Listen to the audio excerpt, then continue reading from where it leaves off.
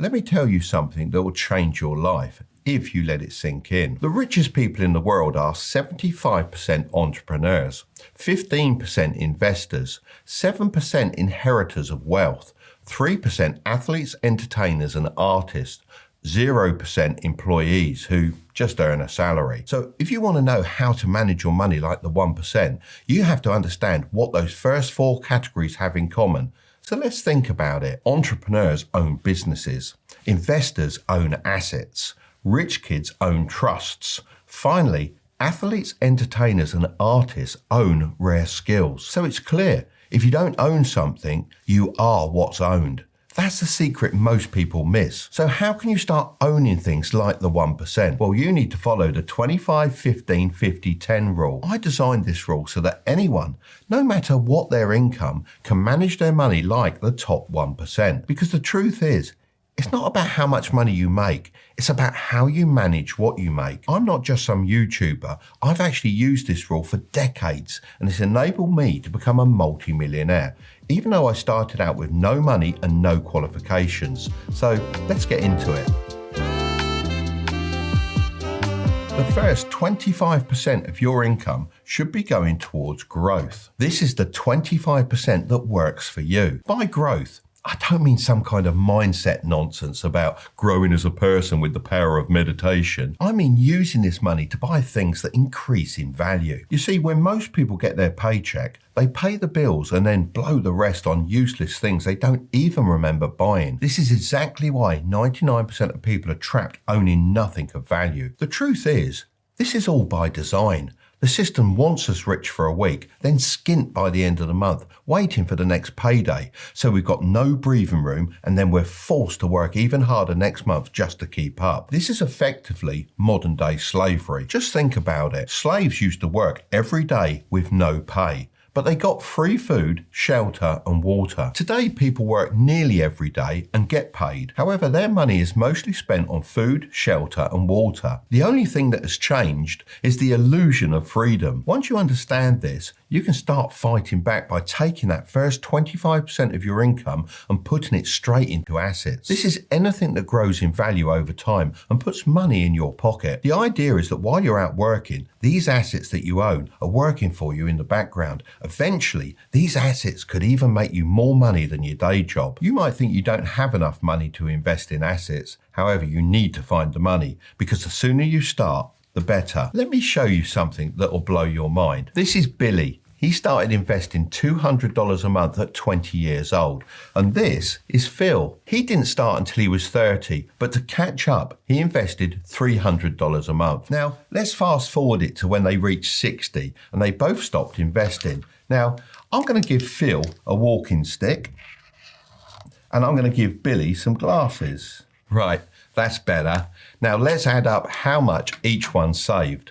Billy put in $200 per month for 40 years, so that's a total of $96,000. However, Phil put in $300 per month for 30 years, which is a total of $108,000. So Phil ended up with more money, right? Because he saved more each month. Well, not exactly, because they were investing instead of just saving. If we assume an average annual return of 10%, which is the average return of the S&P 500 over the last 100 years, then the numbers start to look a little bit different. Phil's investment will be worth $678,146. Not bad. Whereas Billy's investment would be worth a staggering $1,264,816. How crazy is that? Billy invested $12,000 less, but ended up with nearly $600,000 more, all because he started earlier. That's the power of compound growth. That's why you should start now, even if it's small, because waiting will cost you more than you think. But how can you actually get started? Well, step one is to select your growth assets. There are loads of ways to grow your money, but not all of them carry the same risk or reward. So I like to think of them as a scale from relatively safe and steady to high risk, high reward. At the lower risk end, we've got index funds. Honestly, this is where most people should start. You're not trying to pick winners, you're just buying a slice of the whole market. Like the S&P 500 I mentioned before, you don't need to check charts or time the market, you just let it sit there and grow quietly in the background. Then there's real estate. That could be rental property if you've got the money, or REITs if you haven't. REITs lets you invest in real estate without buying a property. It's kind of like buying a small share in a building with a bunch of other people. In the middle is skills. Learning a skill that makes you money is hands down the fastest return on investment you'll ever see. I'm talking about things like copywriting, editing, sales, coding, anything you can actually use to bring in income.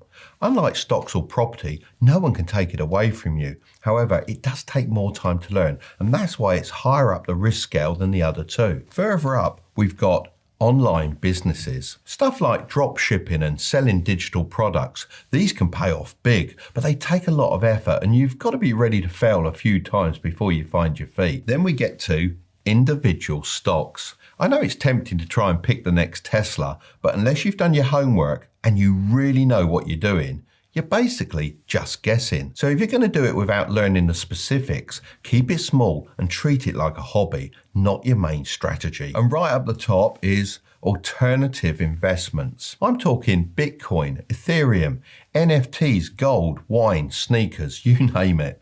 Can you make money with these? Absolutely. Can you lose it overnight? Also, absolutely. I've played around with some of these, but I never risk more than I'm willing to lose. These are your moonshots, fun to try, but not where you build long-term wealth. So if I were you, I'd start with the stuff that actually builds a foundation, which are index funds and high income skills. Then as you grow more confident, you can start dabbling with the rest. So now you know what to invest in. Now we've got to talk about how to invest, because if you're doing it through the wrong kind of account, you could be handing over thousands in unnecessary tax without even realizing it. That's why step 2 is to set up tax advantaged accounts. Right, let me show you the smart way to legally save as much money as possible. Before we dive in, remember, I'm not a financial advisor. I'm just sharing what I've personally done over the years. Okay, let's start with the UK. One of the best options is the stocks and shares ISA. You can invest up to £20,000 a year, and anything you earn is tax-free. You can set one up on platforms like Trading 212. All you have to do is select the stocks and shares ISA when you sign up. Since I was planning to talk about Trading 212 anyway, I reached out to see if they'd be interested in sponsoring this portion of the video. They agreed and are also giving away a free fractional share worth up to £100 to anyone that uses the code Tilbury when they create an account. You can also invite your friends, and once they fund their accounts, you'll both get a free fractional share. If you're working a 9 to 5, you've probably got access to a workplace pension. Usually, you'll put in 5% and your employer will match with 3%. That's basically free money. You don't pay any tax on the money it earns while it's growing. You only pay tax when you take it out later on. If you're in the US, your setup's a little bit different. The Roth IRA is one of the best accounts you can open. You invest money you've already paid tax on, but every penny it earns grows completely tax-free.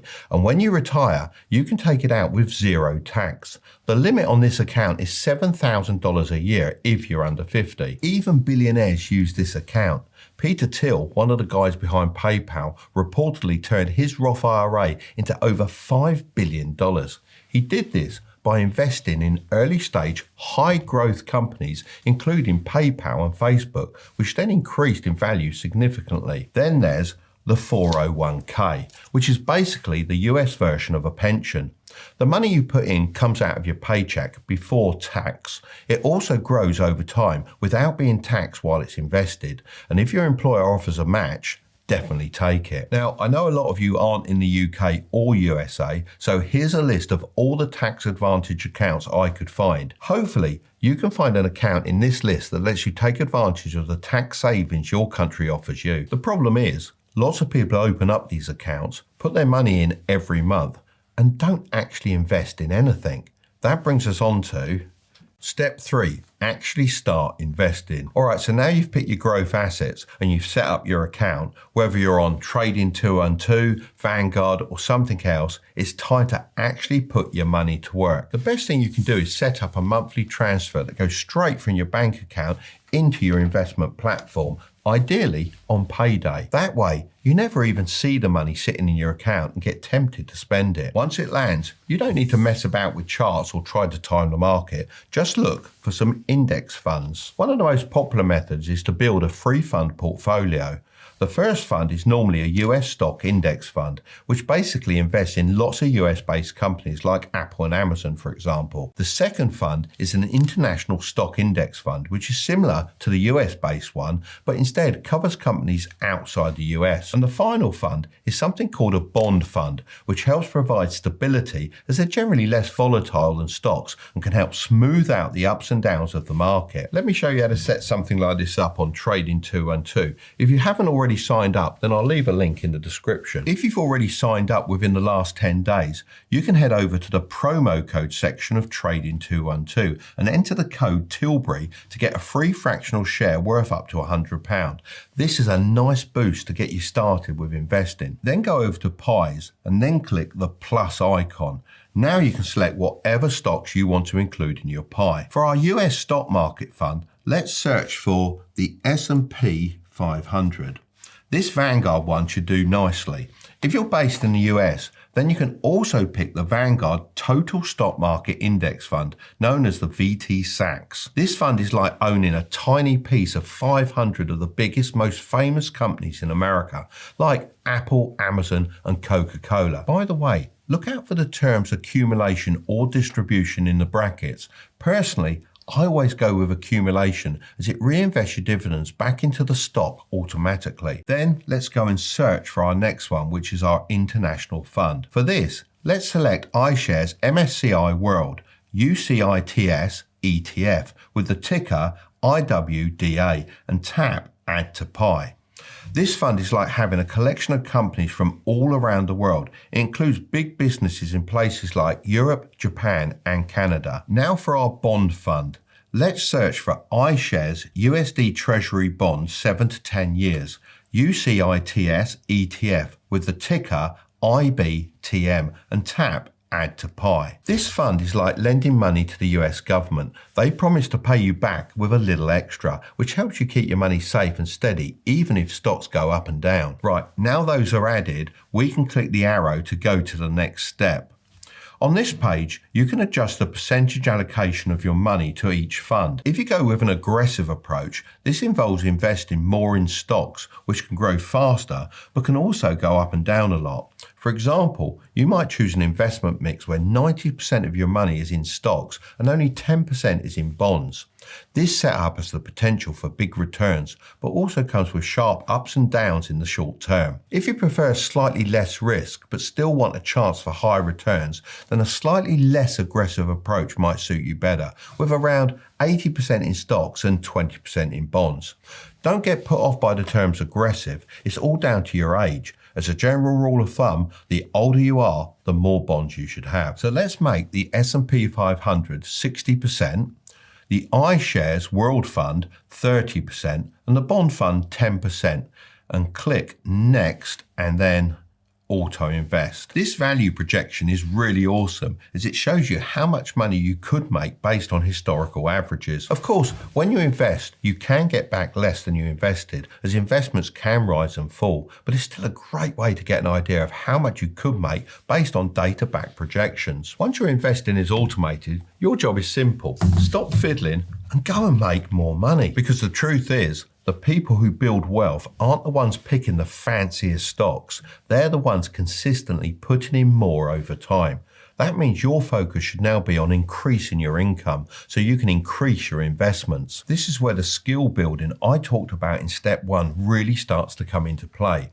If you haven't yet, learn something valuable. Do it as a side hustle. Bring in more cash, then feed it straight back into your investments.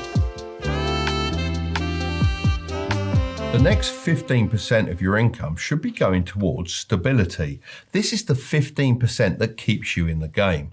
A lot of people don't realise that not all your money should be thrown into growth investments or spent. Some of it needs to be set aside to protect your progress. I wish someone had told me that when I was younger because I had to learn it the hard way. I didn't grow up around money, so when I turned 18 and needed a car to get to work, I didn't have any savings set aside. So I did what most people do.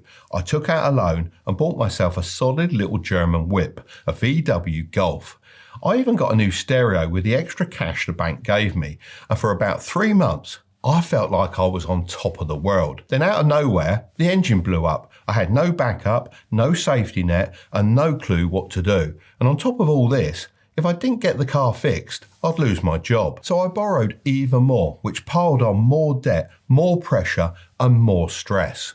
To me, that car didn't just break down, it broke my finances and it set me back a whole year. If I'd just had 15% tucked away for stability, I'd have been in a completely different position. Most people don't have a money problem, they have a stability problem.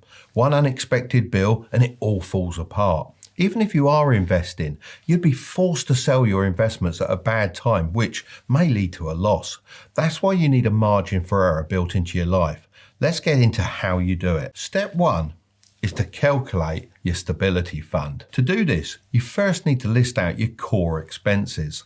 These are things like your groceries, rent, utilities, transportation, and any essential services like your internet connection, which you might need for work, not for Netflix. All of those things combined should give you a total. That number is called your monthly baseline. Let's say that adds up to $1,500 per month. Now take that number and multiply it by 5 months. This will equal the ideal stability fund that you should be aiming to save. So in this example, that should be $7,500. So each month when you get your paycheck, 15% of your wages should be going towards building up this figure.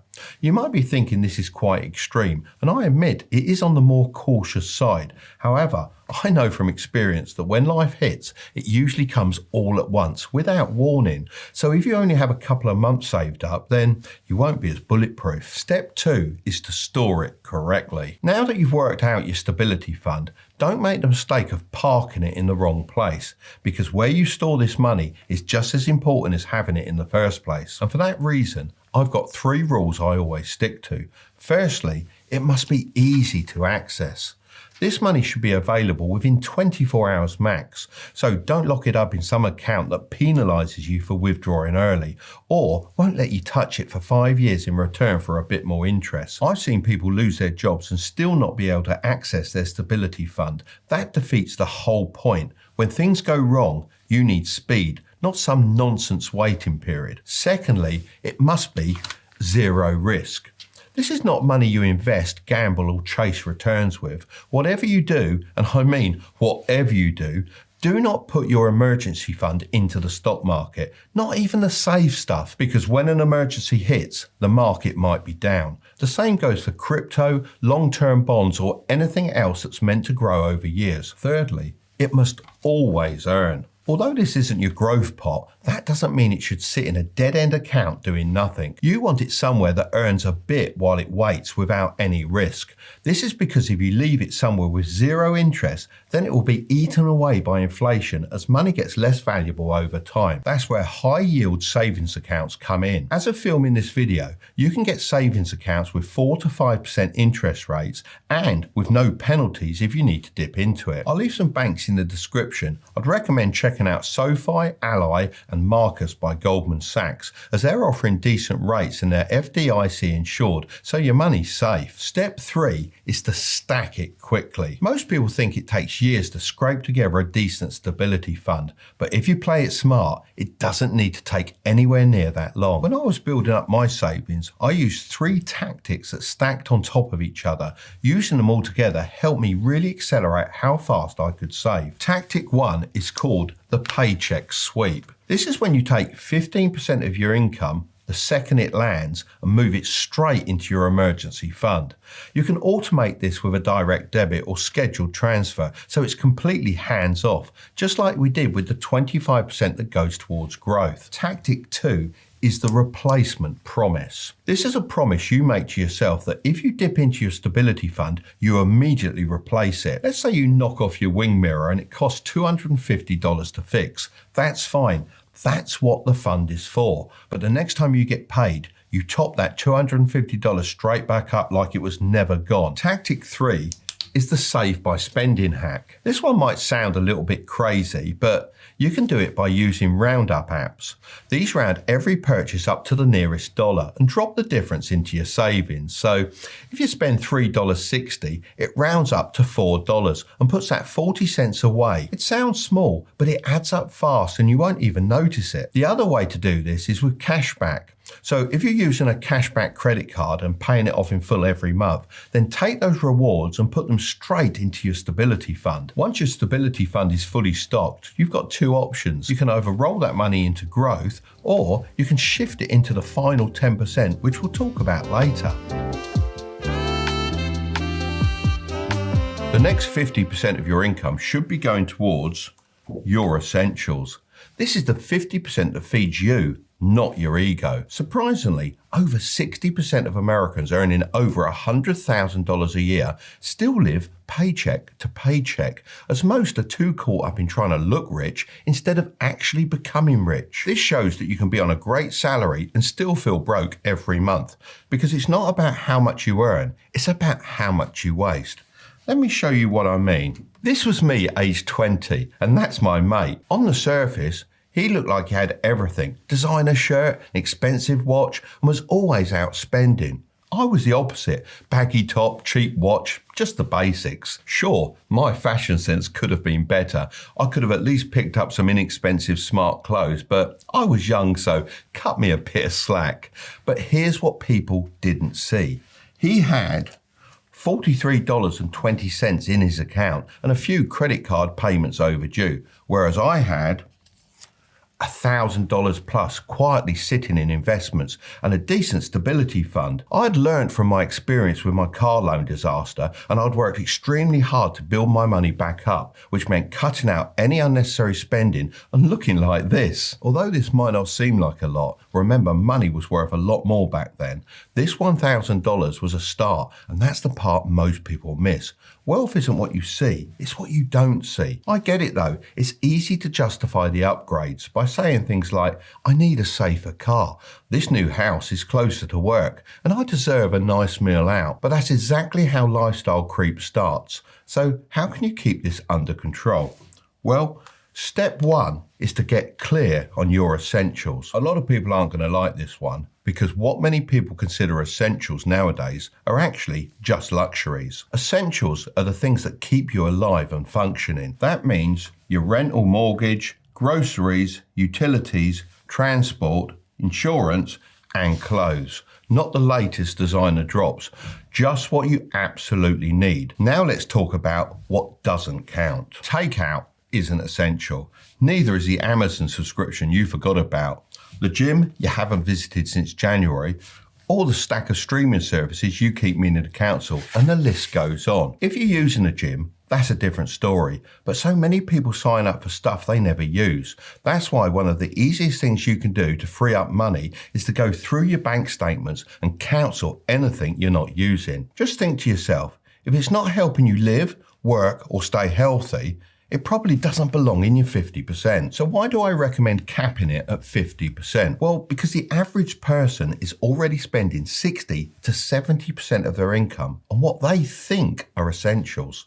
So by locking in your lifestyle at 50%, it forces you to actually eliminate what you don't need. It also changes your mindset from wanting to spend more of what you earn to wanting to earn more and increase your income, which is always something you should be doing. Step two is to shrink the two key categories. So many people talk about cutting out the little expenses like Starbucks coffee. Honestly, I'm guilty of saying this myself. However, if you want to make the biggest impact, then you first need to focus on the two key categories. Let's start with housing. For most people, this is the biggest expense, but it doesn't have to grow with your income. Always renegotiate your rent when the lease is up. Most landlords would rather keep a tenant than go through the hassle of listing, cleaning, and showing the place again.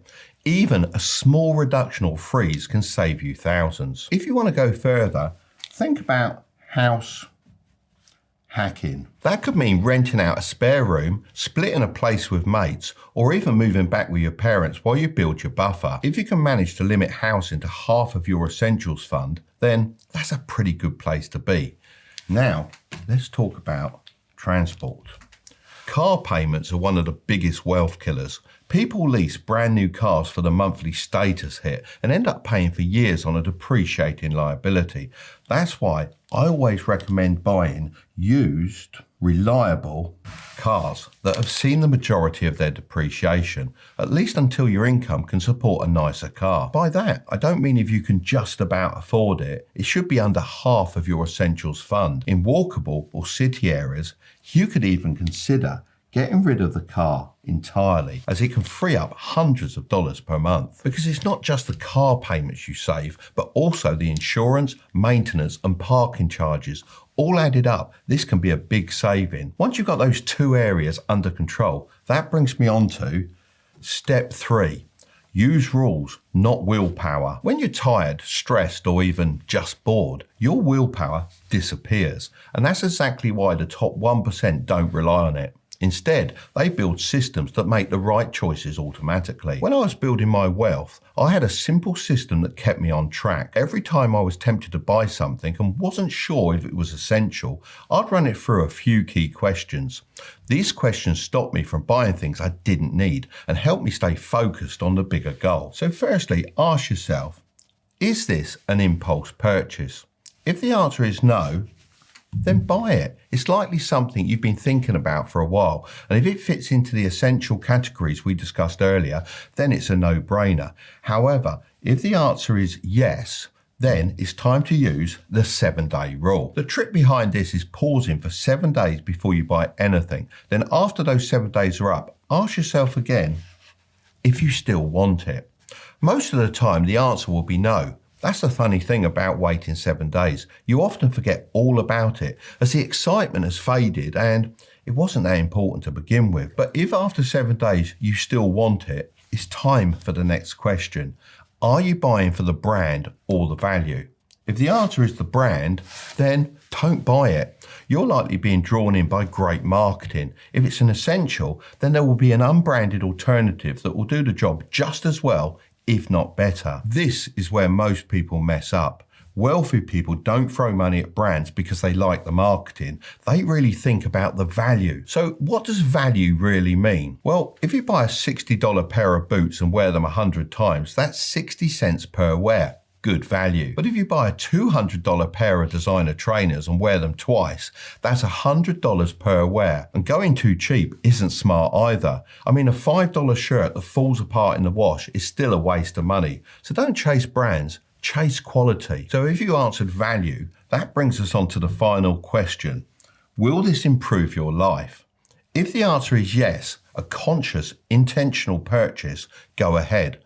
But if the answer is no, it's probably just about impressing someone, killing boredom, or chasing a dopamine hit. It's not worth your money. Once you go through this process a couple of times, you'll be able to decide if something's worth buying or not without even consciously thinking about the questions. They just get your mind working in the right way. Remember, it isn't about being tight, it's about being intentional. The last 10% of your income should go towards rewards. This is the 10% that keeps you sane. Let's be honest, money isn't just about growth, stability and essentials. You're allowed to enjoy it too. Most people skip this entirely and then wonder why saving feels so pointless. As I've gotten older, I've realised it's the little things that refuel you and remind you why you're doing all this boring money discipline stuff in the first place. This is backed up by the facts. 92% of people say they overspend after intensive saving sprints because saving without joy starts to feel like a punishment very quickly. And that's exactly why this 10% exists. Not as an excuse, it's a strategy. Kind of like having a cheat meal. It's the thing that makes your whole financial diet comfortable and, most importantly, sustainable. But to maximize its impact, you have to be strategic with how you use it. So, step 1 is to make it guilt-free. To make something guilt-free, you have to see the value in it. The truth is, you can spend your 10% on whatever you like. However, some categories are more valuable than others, which should make them more guilt-free. The first category is vacations. such as trips away or just weekend getaways. This is valuable because you're buying memories that last forever. It's also a great way to de-stress. When I was building up my businesses in my younger years, I completely ignored the importance of vacations, which led me to becoming very sick. The doctors diagnosed me with stress-induced shingles. They recommended I took a vacation, and that's when I went on my first ever ski trip. I had a great time. Since then, I've made it a priority to take a vacation every year. Instead of seeing it as a waste of time or money, I now see it as an investment in my health because it helps me stay sharp and, more importantly, prevents me from burning out again. Next is hobbies. This could be painting, gaming, photography, flying model aircraft, the list goes on. This is valuable as it keeps you passionate. You don't always do what you love for work, so by doing it in your spare time, it helps keep your spirits up so you can work harder for longer. Next is nights out. Dinner, concerts and experiences.